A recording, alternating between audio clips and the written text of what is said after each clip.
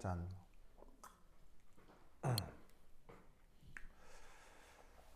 자, 여기 여러분들이 또 하나 알아야 되는 표현 중에 슈레딩거 이퀘이션이라고 하는 표현이 있습니다. 저 보이시오? 슈레딩거 방정식. 그 슈레딩거 방정식이 뭐냐? 요거. 그래서 이때 아까도 얘기했듯이 여기에 있는 이 파이 이름이 뭐라고요? 파이 이름이 바로 웨이브 펑션이고요. 의미는 뭐라고 생각하면 되죠? 파동함수의 의미는? 바로 전자의 정보가 모여져 있는 어떤 함수인가 보다. 그래서 저 파동함수로부터 뭔가 전자의 정보들을 얻어낼 수 있나 보다. 이때 여기에 있는 H 이름이 뭐라고 그랬죠? 슈미나? 저 H 이름이 뭐라고 했죠? 오, 그렇지. 바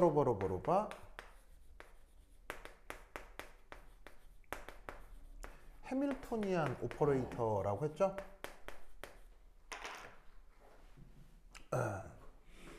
그래서 여기 오퍼레이터는 이제 의미가 뭐였다고 했었냐면 특히나 해밀토니안 오퍼레이터는 역학적 에너지 요거를 알아내는 계산 방식이다 라고 얘기를 했습니다.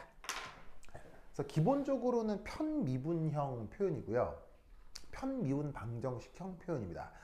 그런데 이제 쟤를 이제 행렬로 나타낼 수도 있고요. 여하튼 수리적으로 여러 가지 방법으로 나타내는데 어쨌건 저 오퍼레이터라고 하는 계산 방식을 취하게 되면 이 파동함수로부터 뭐를 구할 수 있게 된다? 오호, 역학적 에너지요.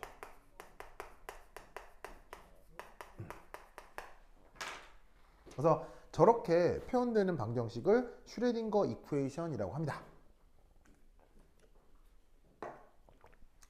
근데 이때 여기서 짜잔, 뭘 할 수 있다고 했었냐면 바로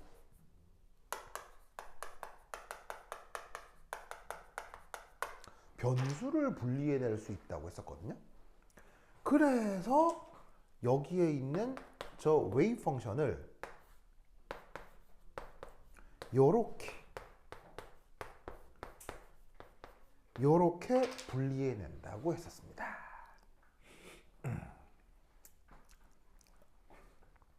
보이시죠? 그러면 이때 슈메는 R 이름이 그렇지, 영어로 레디얼 파트.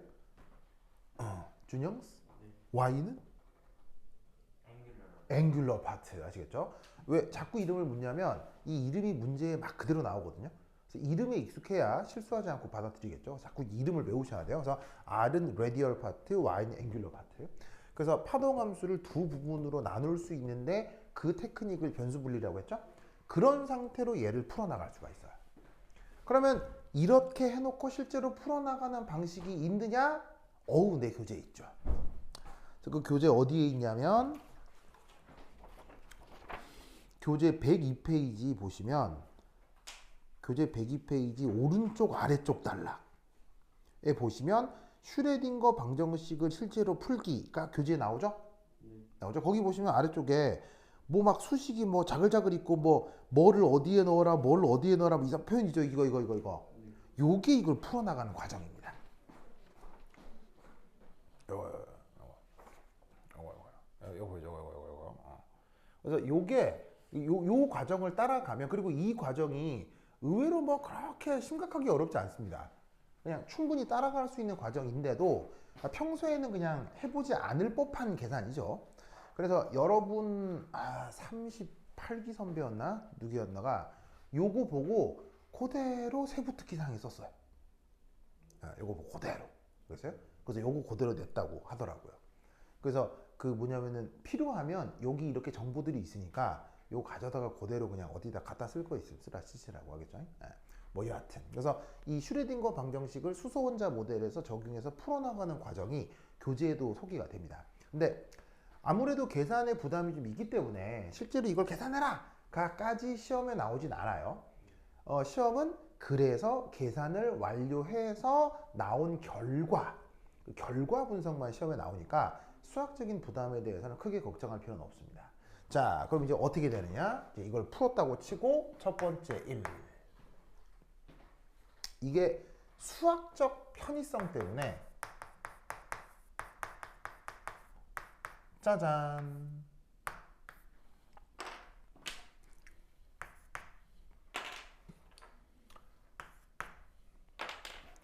요거를 먼저 알아낼 수 있습니다.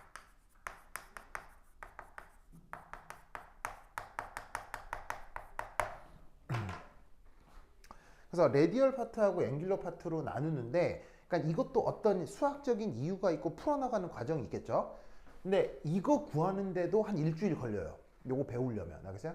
일주일 배워서 맨 처음 1차원부터 해서 2차원, 3차원에 뭐냐면 변수 놓고 구하는 방법까지 차근차근 해야 되는 거라 이거 하나 구하는데도 일주일 걸리므로 그걸 다 설명드릴 수는 없고 어쨌건 했다고 치자. 알겠죠? 했다고 치자. 그래서 그 결과가 어디에 나오느냐? 그 결과 중 일부가 교재 표 1에 나와 있습니다. 그래서 교재 보시면 교재 103페이지에 거기 표 1이라고 있죠. 찾았나요? 103페이지 표 1 찾았어요? 그게 이제 그 앵귤러 파트를 구해 놓은 결과입니다. 그럼 시험 문제는 어떻게 나오느냐? 그런 식의 표를 줍니다. 시험 문제에서.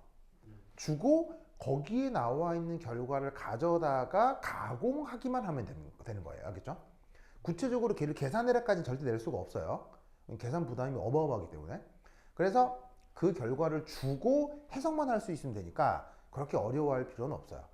자, 그래서 이제 그 결과가 표 1에 나와 있는데 사실 이 결과는 사실 몇 가지가 있냐면 무한 가지가 있습니다.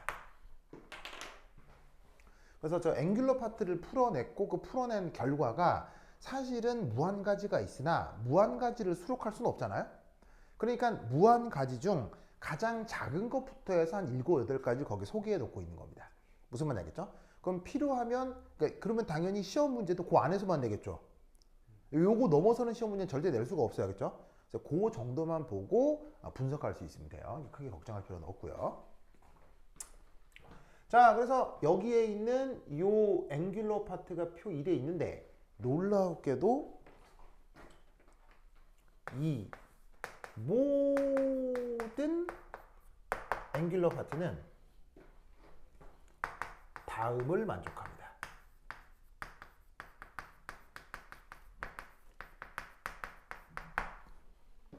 그럼 다음을 만족한다. 이게 무슨 말이냐?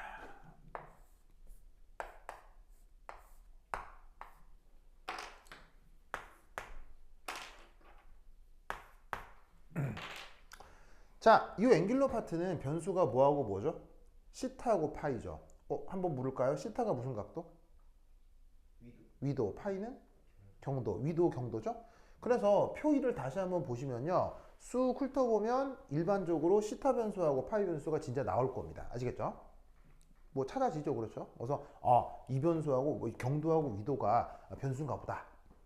그런데 거기 나와 있는 모든 앵귤러 파트들은 재밌게도 요거의 크기 그리고 제곱 보이시죠? 요것을 사인 시타를 곱해줍니다. 사인 시타를 곱해줍니다. 그리고 이것을 시타에 대해서 적분을 하는데 시타는 무슨 각도라고 했죠? 위도라고 했죠. 위도의 변역은 몇 도부터 몇 도까지? 0에서 파이까지. 그리고 이 적분이 끝난 다음 이걸 다시 파이에 대해 적분합니다. 자, 그러면 파이는 위도 경도 뭐라고 했죠? 경도라고 했죠. 그러면 경도는 변역이 몇 도부터 몇 도? 0에서 2파이. 그러면 이 계산을 하면 놀라웠게도 요 y에 표 1에 나오는 어떤 것이라도 혹은 무한히 존재하는 모든 y에 대해서 언제나 1이 됩니다. 알겠죠? 그런 속성들을 갖게 모든 앵귤러 파트의 함수들이 조작이 되어 있습니다. 사실은 거기에 나와 있는 그 수식들 보시면요. 표 1의 수식들 보면 모든 함수들 앞에 막 상수들이 붙어 있죠. 상수들이. 그 상수들의 숫자를 보면 딱히 무슨 의미가 있어 보여요? 상수들의 무슨 규칙성이 따로 있어 보여요? 아니면은 뭐 딱히 의미들은 없어 보여요, 그 상수들이. 거기 보시면 표 1에 첫 번째 상수는 루트 4파이 2분의 1인데 두 번째 상수는 루트 4파이 분의 3. 맨 마지막에 보면 루트 64파이 분의 35 앞에 상수들이 덜렁 붙어 있잖아요. 이 상수들에 무슨 규칙성이나 의미가 있어 보여요? 딱히 뭐 규칙성 같은 건 안 보여요. 사실 딱히 규칙성 따위는 없어요. 그럼 왜 이런 이상한 상수들이 붙느냐? 이렇게 만들려고요. 그 앞에 상수를 그렇게 조절해 놓으면 항상 이렇게 최종 결과가 나와요. 그래서 1이 되는 게 희한한 게 아니고요. 1이 되도록 조작되어 있는 거예요. 알겠죠? 이런 조작을 뭐라고 부르죠? 뭐라고? 규격화? 바로 뭐라고요? 규격화요? 이런 식의 조작을 저번 시간에 뭐라고 했습니까? 배웠잖아요. 소송. 슈민스 이런 식의 조작을 뭐라고 불렀죠? 정답! 똑같은 거. 노멀리제이션. 우리말 번역 정규화요. 규격화가 아니고요. 정규화, 규격화라니. 안에 맥락이 같아요. 뭐 맥락 같을 수 있죠. 정규화, 정규화. 알겠죠? 정규화. 영어 표현으로는 노멀리제이션. 저 정규화를 이런 식으로 양자역학에 도입한 사람이 누구? 이 정규화의 아이디어를 양자역학에 도입한 사람 누구? 그게 본이요. 아까 막스 본 본. 알겠죠? 됐습니다. 그러면 이거는 사실 확인해 볼 수도 있거든요. 진짜 이렇게 되는지. 그러면 다 확인할 수는 없고 거기서 얘 하나 골라가지고 집어넣으면 되겠죠. 그럼 표 1을 딱 보면 거기서 제일 쉬운 거 뭐예요? 제일 쉬운 표 1에 붙는 거죠. 제일 쉬운 거. 맨 처음 나오는 거 있잖아요. 상수만 덜렁 있는 거. 뭐가 있냐면 그래? 정말이야? 그럼 요 자리에다가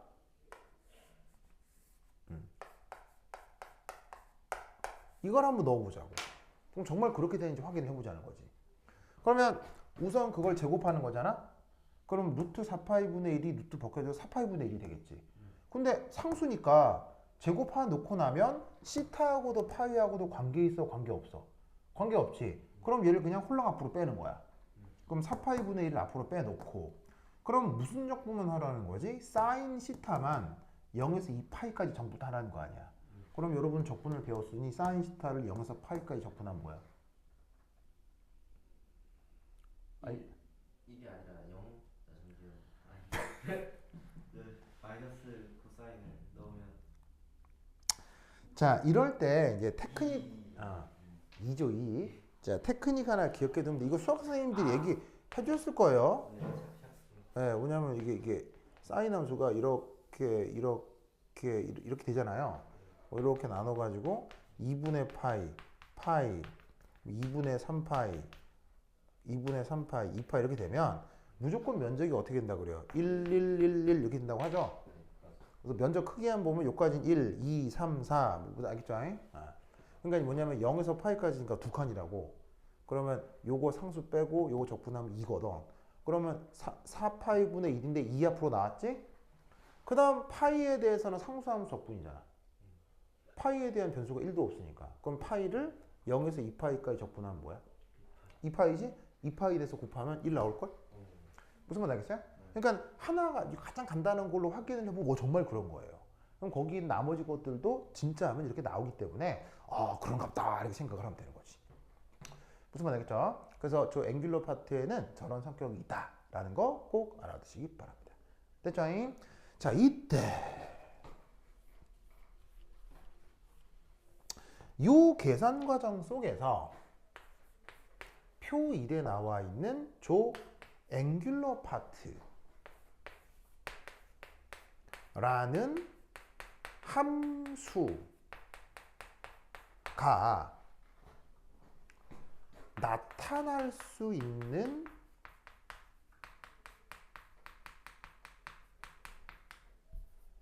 수리적 조건, 이 두 가지가 나타납니다.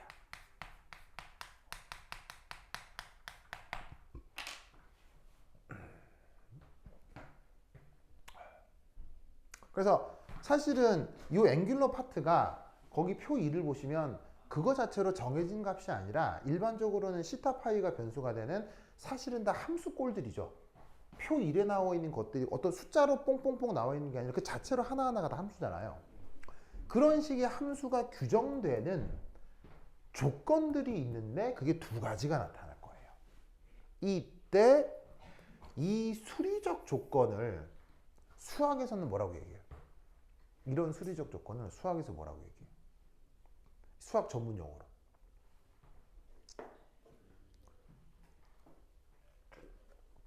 혹시 학교에서 미분방정식 배운 적 있어요? 그거까지는 안 배웠구나. 미분방정식을 한 학기가 아니라 1시간만 배우면 첫 시간에 듣는 얘기거든요. 바로 이런 수리적 조건을 바운더리 컨디션이라고 합니다. 우리말 번역은 경계 조건. 그래서 특히나 미분방정식 같은 거 풀어내서 최종적으로 그 함수 해를 결정을 할 때 그래서 이런 함수가 물리적으로 의미를 가지려면 이런 것만 되겠구나 라고 따지는 가장 그 미분방정식 풀이의 마지막 라스트 터치 과정이 있거든요. 그런 걸 적용하는 과정을 경계 조건을 적용한다 뭐 이렇게 얘기를 해요. 어려운 거 아니고요. 미분방정식을 1시간만 들으면 누구나 알 수 있는 얘기예요. 알겠죠? 그래서 지금 이렇게 함수가 나타날 수 있는 수리적 조건이라는 표현은 원래 물리학자들이 만든 게 아니라 원래 수학에 있는 거예요. 그걸 양자역학에서는 뭐라고 부르느냐? 바운더리 컨디션이라고 하면 되지. 원래 수학에 있는 말이니까. 근데 똑같이 따랐으면 왠지 가오가 안 살잖아. 가오가 있어야 되잖아. 그래서 물리학자들이 이 수리적 조건을 말을 새롭게 바꿔요. 뭐라고 바꾼다?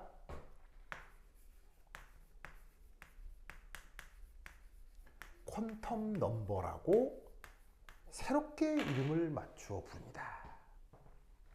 자, 퀀텀 넘버 우리말 번역? 양자수. 그게 지금 몇 가지?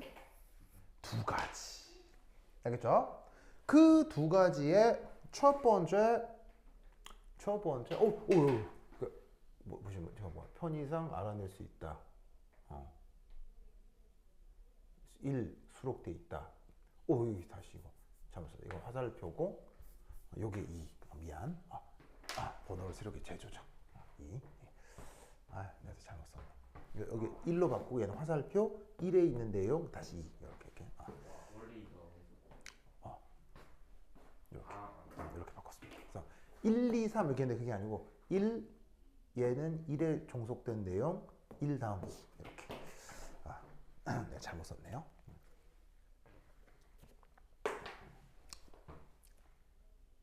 그러면 그 두 가지 수리적 조건에 해당되는 내용이 뭐냐? 첫 번째가 1.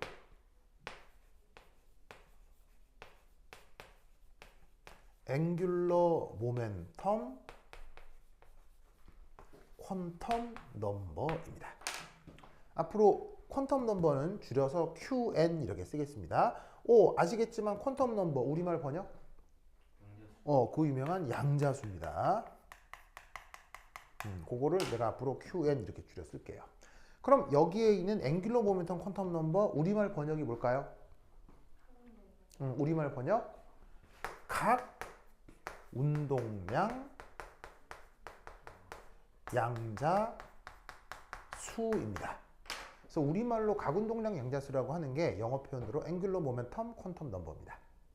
근데 이 각 운동량이라는 번역 전에 그 다른 번역이 있었어요. 요거를 어떻게 이상하게 번역을 했냐면 부 혹은 방위 뭐 이런 식으로 그 번역을 했을 때가 있었거든요. 그래서 이 녀석을 부양자수, 방위양자 이렇게 번역하기도 했는데 이 표현은 언제 나타났던 거다? 일제시대 때. 일제시대 때. 그러니까 사실 대한민국의 학술 체계 역시 어디를 통해 우선적으로 들어갔겠어요? 바로 일본을 통해서 서양 체계가 많이 들어갔겠죠. 그러다 보니까 요즘 일본 책을 뒤지면 요 앵귤러 모멘텀 퀀텀 넘버를 걔네들 표현으로 한자로 부양자수 이렇게 많이 써요. 그래서 한국의 많은 교과서들이 번역이 부양자수로 돼 있는 경우가 있는데 요거는 일제식 표현이다. 알겠죠? 그래서 내가 만약에 뭐 친밀하다 그러면 각운동량 양자수 이렇게 번역하면 되고 내가 친일파다 그러면 이제 부양 이렇게 번역하면 돼. 내가 좋아하는 게 있을 수 있잖아. 친미면 각운동, 친일이면 부양자 이렇게 하면 됩니다. 아무나 고르면 됩니다. 준영은 뭐 친미, 친일 어디? 진이요. 친미할 겁니까? 그런가요? 휴민이는 친일, 친미 어디? 그냥 막 섞어서 쓴다. 알겠습니다. 그냥 막 섞어서 쓴답니다. 하여튼 그래. 자, anyway. 자, 그래서 이 앵귤러 모멘텀 퀀텀 넘버는 보통 표기할 때 어떻게 쓰냐면 그 알파벳 소문자 L로 주로 표현합니다. 그러면 이 값이 어떻게 되느냐? 0, 1, 2, 3, 땡땡땡땡 계속 확장해 나갈 수 있습니다. 그래서 이 앵귤러 파트가 나타나게 하는 수리적 조건 첫 번째 앵귤러 모멘텀 퀀텀 넘버가 있는데 얘는 조건이 0에서 1, 2, 3, 4 자연수다. 이때 얘를 또 관습적으로 각운동량 양자수가 0이면 뭐라고 표현했을까요? 각운동량 양자수가 0일 때 관습적으로 뭐라고 표현했을까요? 여러분 다 들어본 말일 거예요. 각운동량 양자수가 0일 때 관습적으로 쓰던 말? 여러분 다른 말이. 써주면 깜짝 다른 말이. 바로 S. 1일 때 P, 2일 때 D, 3일 때 F. 뭐 그 다음도 등등등 있습니다만 요까지만 알면 전 우주의 모든 원소의 전자빛을 다 알 수 있죠. 뭐 차고 넘칩니다. 뭐 있긴 있는데 필요 없고 SPDF 요까지만 기억하면 충분해요. 알겠죠? 그래서 이 앵귤러 파트를 규정하는 첫 번째 수리적 조건 앵귤러 모멘텀 퀀텀 넘버 조건은 0에서 쭉쭉쭉 자연수. 그 다음 두 번째는 매그네틱입니다. 퀀텀 넘버. 자, 쓰기 자체가 매그네틱이기 때문에 우리말 번역은 뭐겠어요? 자기, 양자, 수 이렇게 많이 번역을 합니다. 자, 이 녀석은 표기할 때 어떻게 쓰느냐? ML입니다. ML. 그러면 이미 표기 자체에서 우리는 알 수 있죠. 뭐라는 걸. 이게 L에 종속돼 있구나. 아시겠죠? 그러면 이 값은 어떻게 되느냐? 여러분 다 아는 표현. 마이너스 L부터 한 칸씩 증가를 시켜가지고는 최종 L까지. 이 표현 다 본 적 있죠? 뭐 1학년 때부터 다 공부를 했을 거예요. 이렇게 규정되는 게 바로 자기양자수입니다.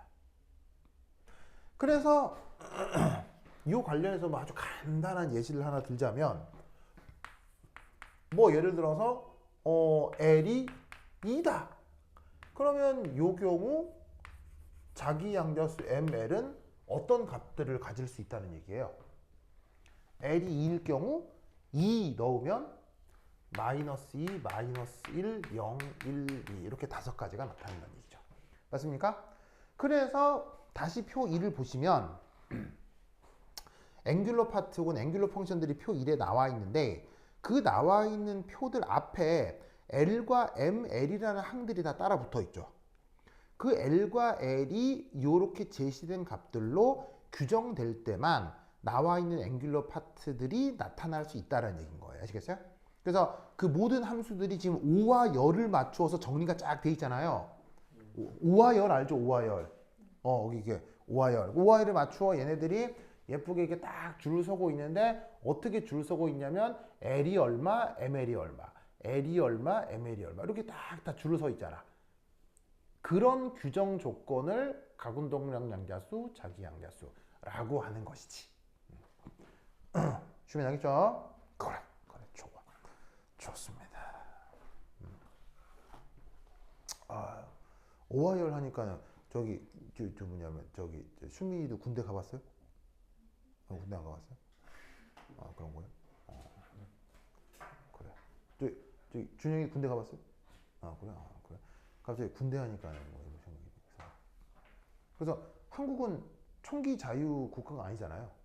근데 놀랍게도 전 국민의 절반이 다 총을 쏠 수 있죠. 이거 아무것도 아닐까요? 엄청 무서운 일일까요? 사실 엄청난 겁니다. 여러분 미국 사람들 막 총질하잖아요. 그렇다고 미국 사람들이 다 총 쏠 수 있을까요? 못 쏩니다. 특별히 교육받아야 되는데 총기는 위험한 거라서 미국 영화 보면 다 총질하는 거 같죠? 아닙니다. 미국 사람들 총 못 쏘는 사람, 못 쏘는 사람들이 훨씬 많습니다.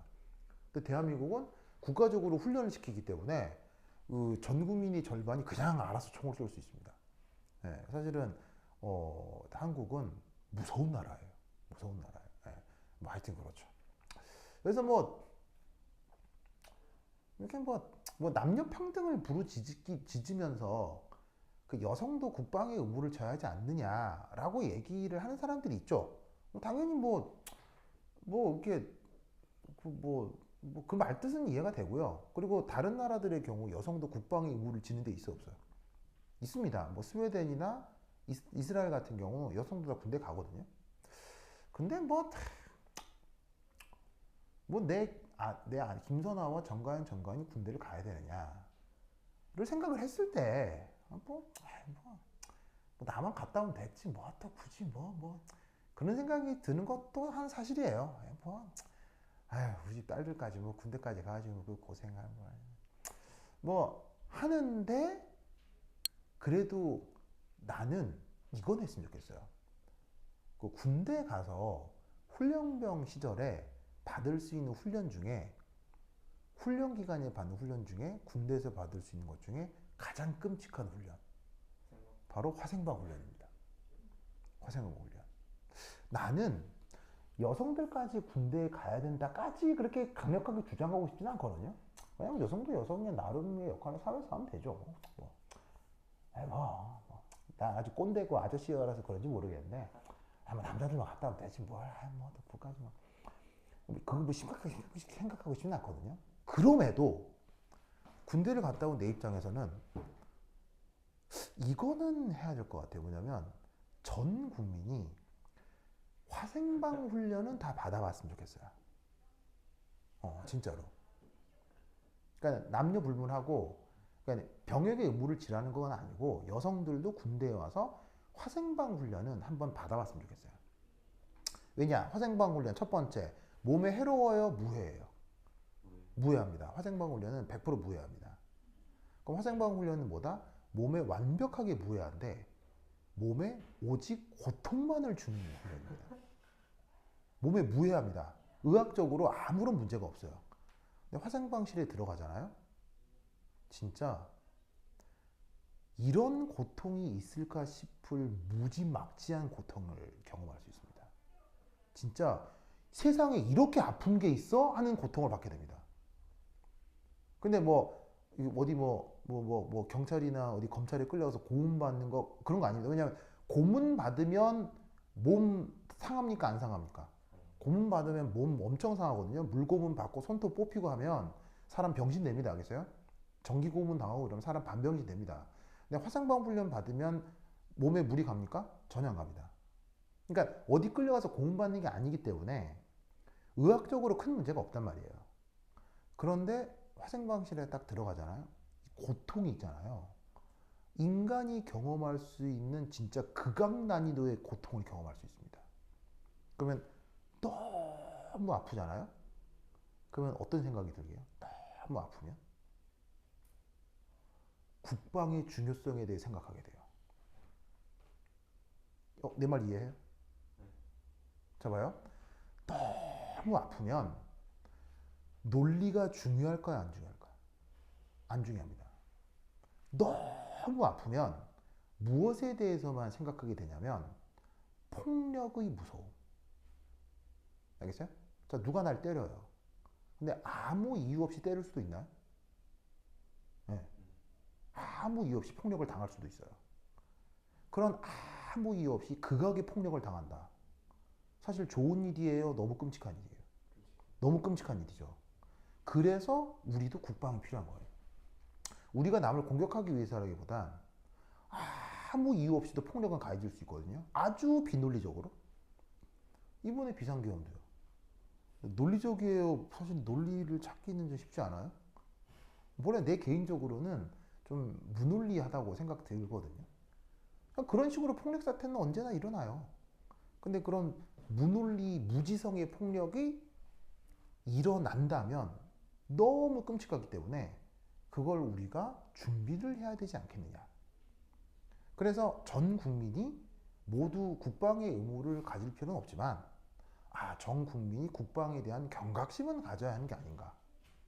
그러니까 화생방 훈련을 한번 받고 나면 갑자기 드는 생각은 그래서 우리나라 탱크 성능이 어떻게 되지? 라거나 우리나라 전투기 한 대 가격이 얼마쯤 되지?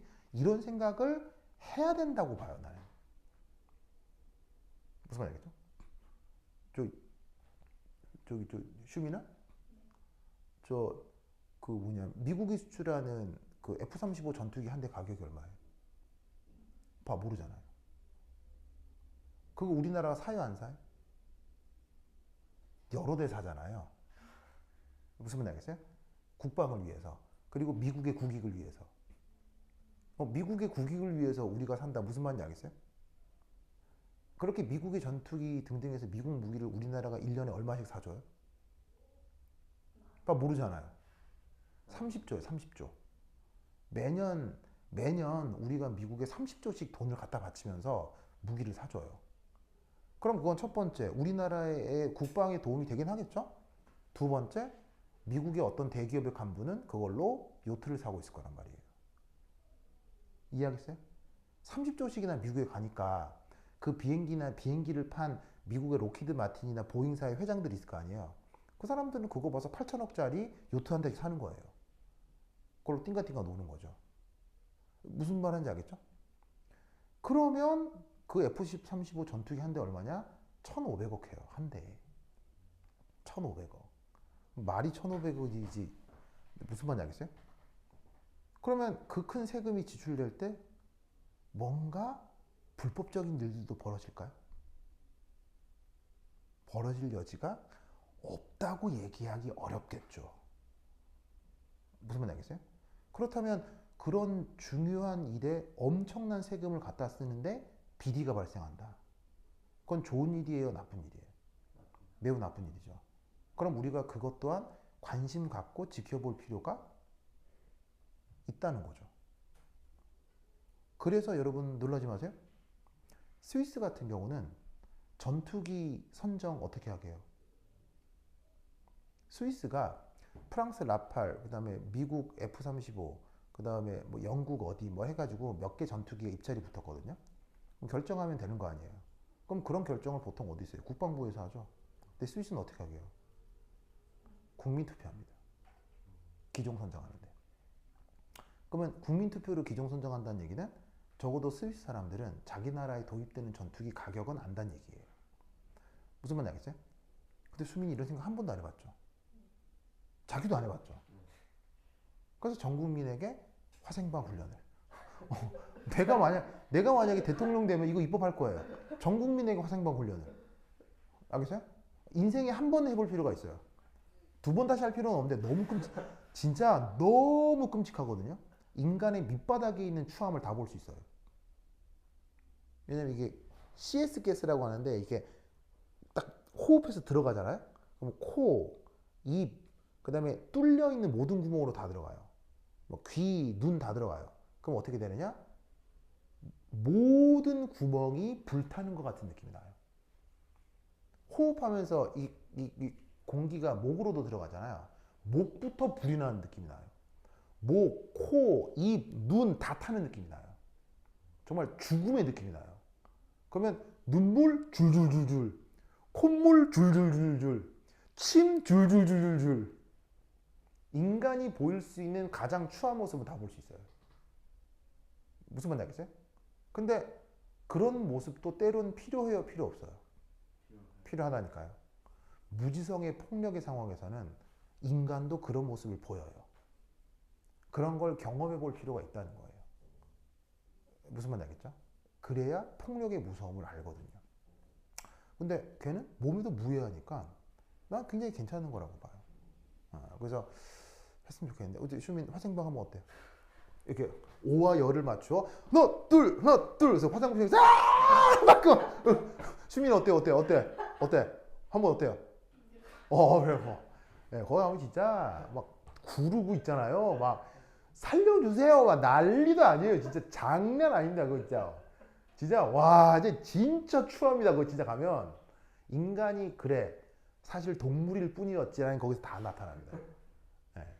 그런 걸 눈으로 보고 한 번쯤 확인해 보는 게 난 나쁘지 않은 것 같아요. 필요할 것 같아요. 네. 하여튼 그렇다. 자 됐죠? 자 그러면 이제 여기입니다. 지우사 쑥쑥쑥쑥.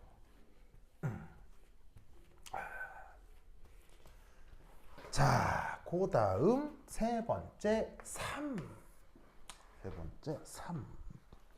자, 세 번째 해볼 건 뭐냐면 이거 갑자기? 제일 처음에 자동 함수 한 다음에 그거를 이용해서 저 해밀턴의 연산자 써가지고 전자의 역학적 에너지를 하는 과정에서 아직 역학적 에너지는 구하지도 못하고 Y만 덜렁 하나 나와요. Y를 따로 인수도 되니까 Y만 계산했는데 거기서 의 내용을 지금 논술한 거예요. 근데 거기서 이게 SPL이 나오잖아요. 그래서 약간 뭔가 연결이 좀 안 이상한 것 같아요. 자, 원래 이게 그 슈레딩거 방정식이죠. 여기에서 변수 분리를 해요. 그래서 이거를 구하려고 당연히 애를 쓰겠죠. 딱 구하려고 애를 써요.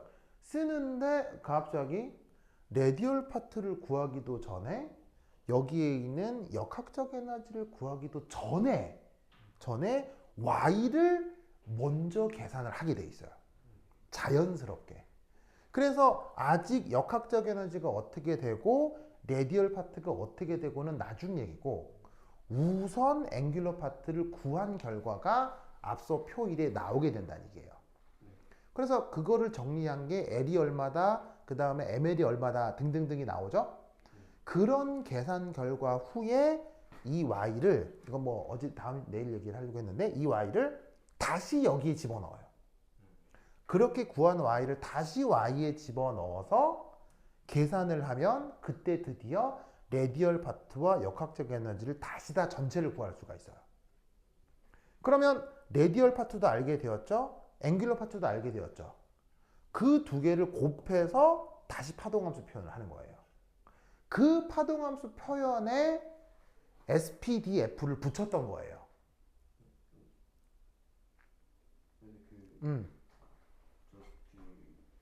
가운동량 양자수랑 자기 양자수가 갑자기 생기는 게 약간 갑자기 생기는 거 앵귤러 파트의 존재, 앵귤러 파트를 존재를 설명하다 보면 자연스럽게 나와요. 여기서 자연스럽다라고 표현할 수밖에 없어요. 어떤 거랑 같은 거냐면 예를 들어 이거예요. 대표적인 경계 조건이 이런 겁니다.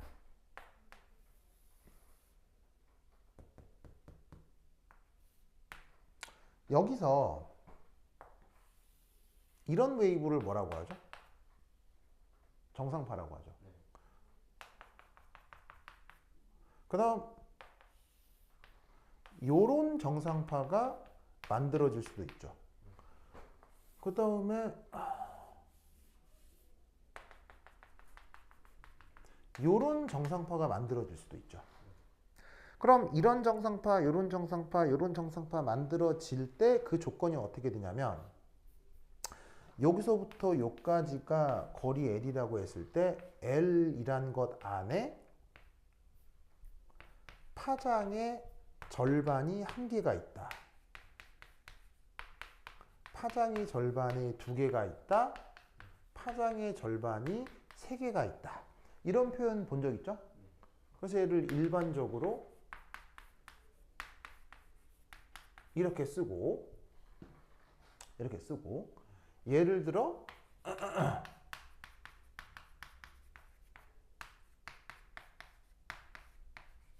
이 자리에 이런 건 가능해요, 불가능해요? 자연수가 아니라 유리수가 들어가는 거. 가능해요, 불가능해요? 이런 건 불가능하죠? 왜 불가능하죠? 정상파가 원래 그런 거니까요. 이럴 때 이게 경계 조건이에요. 저런 게 경계 조건의 한 예시예요. 그러면 또 다른 경계 조건 예를 하나 들어볼까요? 이거예요. 사인 시타가 0. 시타 뭐죠? n파이죠? n파이잖아요. 이게 경계 조건이에요. 즉 이런 식의 보통 초월함수가 관여를 하는데 초월함수가 관여하게 되면서 특정한 해를 만족하게 될 때 이런 식의 불연속적인 수리적 조건이 등장하게 되는데 이런 게 바운더리 컨디션이에요. 이렇게 등장하는 숫자 n 이거 그냥 수학 시간엔 별 의미 없는 자연수로 표현하잖아요. 이걸 양자역학에서 퀀텀 넘버라고 하는 거예요. 그러니까 지금 거기 보시면 함수 자체들이 사인 코사인 이런 게 막 섞여 있잖아요. y 보시면. 그럼 사인 코사인 섞여 있는 상태에서 특정 정상파를 만들어낸 조건을 찾다 보면 이런 식의 정수 표현이 나오게 돼 있다고요. 그걸 정리해 놓은 게 L이나 ML이에요. 그러면 이 L과 ML을 정수 표현을 찾는 과정까지 보자고 하면 한 일주일 걸린단 말이에요. 그러니까 그러려니 하고 이런 표현들이 나왔나 보다. 이런 걸 양자수라고 하자라고 생각하면 된다고요. 알겠죠? 됐다. 자, 됐다. 그래서 사실은 이게 모든 수학적 과정을 약간이나마 보여주는 게 사실은 더 좋아요. 좋은데 어디까지나 이렇게 다 할 수가 양이 너무 많으니까 할 수가 없어서 이렇게까지 하는 거니 이런 정도로 받아들여주면 좋겠습니다. 자, 그 다음 세 번째 앵귤러 노드입니다.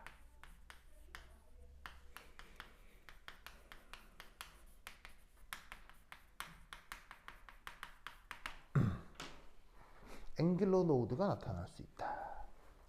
자, 여기에 어떤 말이 하나 있느냐? 우선 쉼이나 앵귤러 뭐라고 번역하죠? 각. 준영스 노드 어떻게 번역하죠? 마디.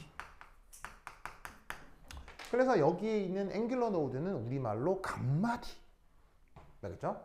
그러면 각마디의 정의가 뭐냐? 첫 번째 1. 바로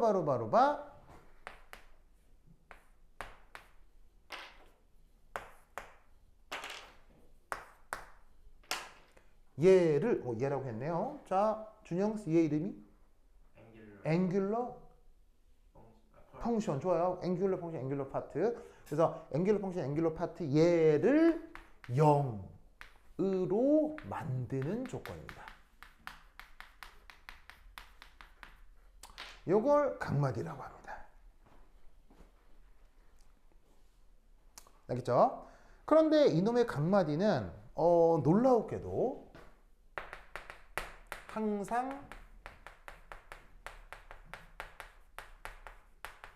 계곡면 형태입니다. 항상 계곡면 형태. 여기 개자란 말이 있는데 무슨 뜻이겠어요? 이렇게는 열려 있는. 뭐 열려 있다? 이게 무슨 말이지? 뭐 어쨌건 그다음 세 번째 그 개수가 L개입니다. 그래서 어떤 앵귤러 파트를 규정할 수 있는 앵귤러 모멘텀 퀀텀 넘버가 있을 거 아니에요. 그 값만큼 앵귤러 노드가 존재합니다. 물론 이것도 연역적으로 증명할 수 있습니다. 하지만 연역적 증명을 하기에는 수학적 부담이 너무 크니까 이 사실을 귀납적으로 하나 확인을 해보도록 하겠습니다. 그래서 예를 들어 퀴즈 앵귤러 파트 1빵 여기서 1이란 각운동량 양자수를 얘기하고요. 여기서 L이란 자기 양자수를 얘기합니다. 요것의 앵귤러 노드가 무엇일까? 가 시험 문제에 아주 많이 나옵니다. 그럼 이게 뭐냐? 당연히 뭘 활용하라는 얘기겠어요? 표 2를 활용하라는 얘기겠죠? 자, 뭡니까? 답은? 답은 뭡니까? 슈민아, 그 답은 뭡니까?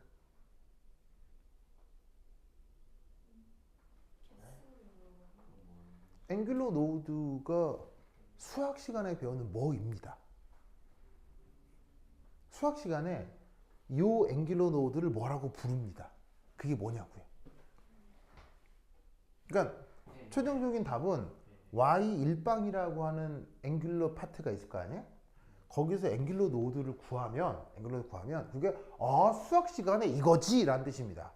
그럼 수학 시간에 이거지의 그 이거가 뭐냐고요.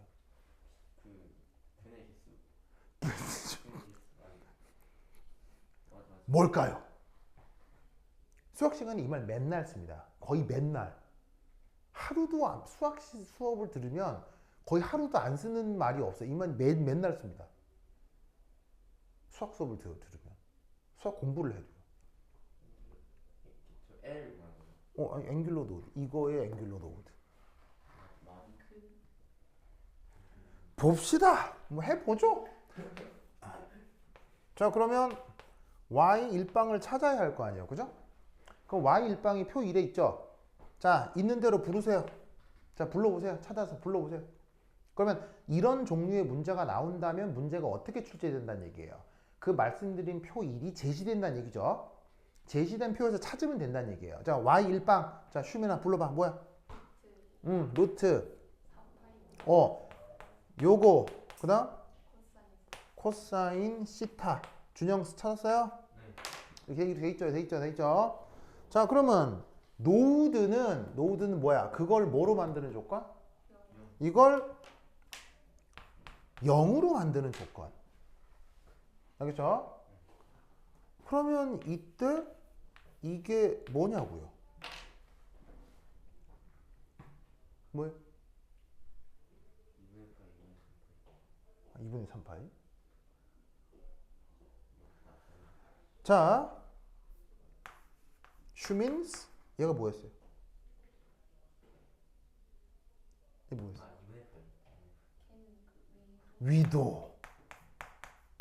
위도인지라 변역이 몇 도부터 몇 도까지? 0에서 파이까지.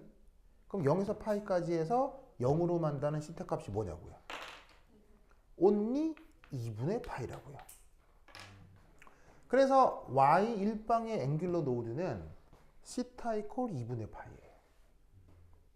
이걸 수학 시간에 뭐라고 얘기하냐? 응? 응? 정말로요? 이걸 수학 시간에 뭐라고 얘기하냐고. 해 아니에요? 직접 해야 떠라. 말갛게 솟은 해야 떠라. 해라고요. 직각 90도. 그럼 뭐라고? 그럼 수학 시간에 뭐라고 하냐고. 직각 아, 직각이라고 그래요? 90도. 90도라고 그래요? 수직. 수직이라고 그래요? 슈민아, 이거 수학 시간에 뭐라고 그래요? 자, 여기서의 시타는 단순한 방정식의 해라기보다는 얘는 극좌표계에서 r 시타 파이를 표현하는 좌표의 하나죠.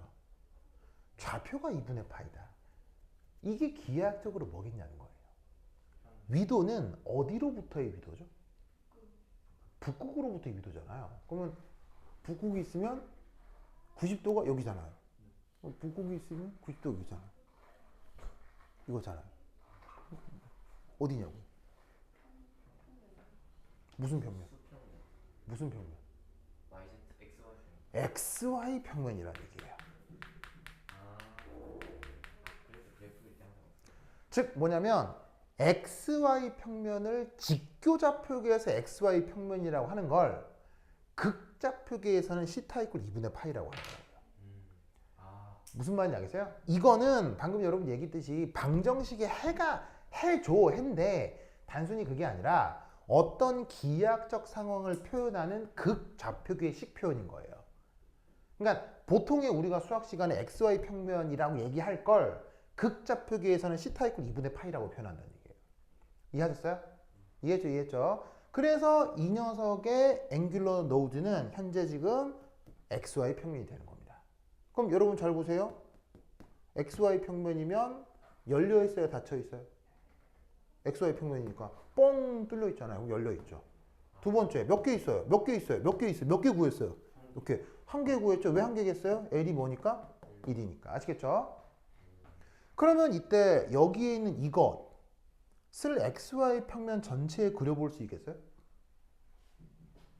이거 어떻게 그리냐면 이렇게 그립니다. 요거 X축이고요. Y축이고요. G축이라고 할 때 잘 보세요. 시타는 몇 도부터 몇 도까지 가능하죠? 위도니까. 시타는 몇 도부터 몇 도가 가능해요? 0도에서 파이까지 가능하죠. 그럼 잘 봐. 여기다가 0 넣으면 값이 얼마예요? 여기다가 0 넣으면 값이 얼마야? 1이지. 파이 넣으면 값이 얼마야? 마이너스 1이지. 그럼 무슨 말이냐면 0 넣으면 양수야, 음수야? 양수고 파이 넣으면 양수야, 음수야? 음수가 되는 게 코사인 함수의 특징이잖아. 그러면 이게 무슨 말이냐면 0도다 파이다라고 하는 게 내가 원자핵 위에 서서 위도 0도는 내가 이렇게 바라보는 게 위도 0도지. 그럼 위도 180도는 이렇게 보는 게 위도 180도지. 그 다음에 위도 90도는 이렇게 보는 게 위도 90도잖아. 그럼 내가 머리를 탁 쳐들어가지고 북극을 바라보면 함수값이 양수가 된다는 얘기야, 음수가 된다는 얘기야? 양수가 된다는 얘기야. 그럼 그걸 그림을 어떻게 그리느냐? 요렇게 그리는 거지.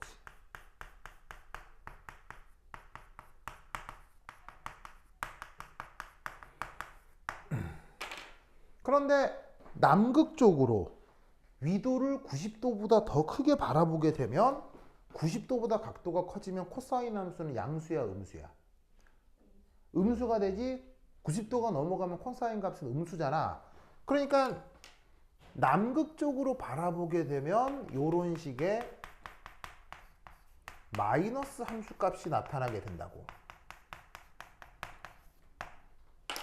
그런데 90도를 바라보면 함수 값이 뭐가 돼? 0이지.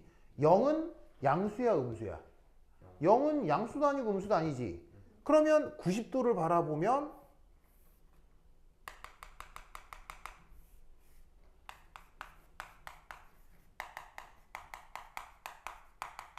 빨간색도 아니고 파란색도 아니고 무색으로 보이겠지? 그러니 이 함수를 원자핵 위에서 생각을 하면 내가 위로 쳐다보면 계속 빨간색인 거야. 플러스 함수가. 그러다가 고개를 점점 낮추어서 90도에 가까워질수록 색깔은 진해지겠어, 옅어지겠어? 색깔이 점점 옅어지다가 90도를 딱 바라보는 순간 어디를 봐도 색깔이 하나도 없는 거야. 그러다가 90도에서 91도 하는 순간 갑자기 색깔이 어떻게 바뀌어? 푸르딩딩 해지는 거야. 그러다가 완전 180도를 쳐다보면 새파래지는 거지. 무슨 말 알겠어요? 그래서 얘를 XY 직교좌표기 위에다가 표현하면 이게 되는 거예요. 이런 거 많이 본 적 있지 않아요? 이걸 뭐라고 불렀지 옛날에 배웠을 때? 이걸 PZ라고 했지. 그래서 이 오비탈 이름이 바로 PZ 오비탈이야. 무슨 말 알겠죠? 그렇죠? 그런 식의 의미를 이 표 1에 있는 앵귤러 노드로부터 찾을 수 있어야 해요. 무슨 말 알겠죠? 그래서 이 논리가 바로 앵귤러 파트입니다. 그럼 네. 플러스 마이너스가 위상인 거예요? 네, 위상이라는 게 특별한 의미가 있는 게 아니고요. 함수 값의 부호를 위상이라고 하죠. 네, 그래서 이제 위상이 다르다. 위상이라는 말은 어렵기 때문에 그냥 함수 값이 플러스다 마이너스다 그 말이에요. 그걸 좀 아는 채 하는 표현으로 위상이 다르다 이렇게 표현하는 거죠. 알겠죠? 그래서 요렇게 직교좌표기에 표현하면 요런 꼴이 된다. 저게 그냥 저 y 앵귤러 펑션 풀었던 게 그냥 일단 저 세타랑 파이에 따른 전자의 위치를 풀었다는 건가요? 그 파동 함수를 구성하는 그 각 부분에 대한 정보만을 얘기하는 거죠. 아직 파동 함수 전체에 대한 얘기는 아니에요. 왜냐하면 거기에다가 레디얼 파트가 있어야 파동 함수가 되니까. 그래서 우리가 앞서 봤던 이런 식의 표현들은 오비탈 전체라기보다는 오비탈을 구성하는 각 부분에 대한 표현이라고 생각해야 돼요. 그럼 저게 전자인지는 모르는 거예요? 모르죠.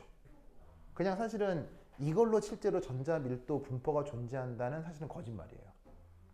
그래서 실제로는 이게 전자 존재 확률을 결정하는 게 아니라 최종적으로 파동함수를 구해서 이걸 본의 해석에 따라 제곱해서 적분해야 전자 발견 확률이 되는 건데 그렇게까지 하면 너무 수리적이 되니까 그냥 그림 그려놓고 여기 전자 있다라고 개뻥을 치는 거지. 저걸 원래 저거 푸사이를 제곱해야 맞습니다. 예, 맞습니다. 저거는 그냥 에너지 구하는 거잖아요.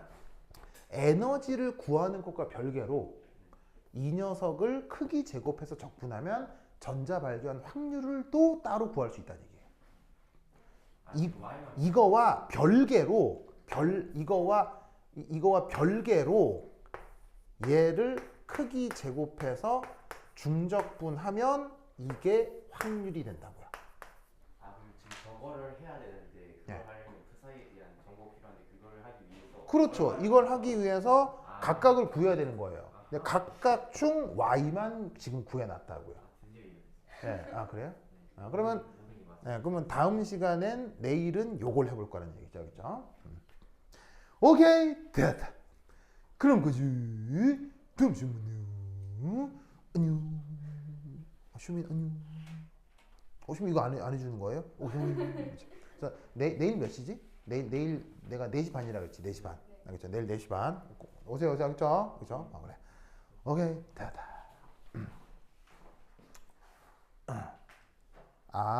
이 산연기 풀어달라고요? 1차 고사 때 산연기도 냈었어요. 네? 1차 고사 때 잡다하게 냈다 그랬잖아요. 전기화학 한 문제, 3년기 한 문제, 양론 한 문제 뭐 그냥 잡다하게 막 냈었어요. 그래서 산연기도 했었으니까 이거 저번 시험에 산연기 몇 개 내셨나? 하나만 냈나? 한 파트가 아예 3년기여가지고. 맞다. 산연기 많이 나왔겠네. 12번 산연기고. 10번부터 3년기. 10번이에요? 알았어요. 그러면 뭐 못하면 10번부터 한번 풀어보죠. 네, 이것도 내가 날 잡아서 한번 풀어볼게요. 알았대요. 그래. 준영스 고마워. 이 친절한 준영스. 좋아. 됐다. 영빈스, 경민스, 안녕. 내일 만나요.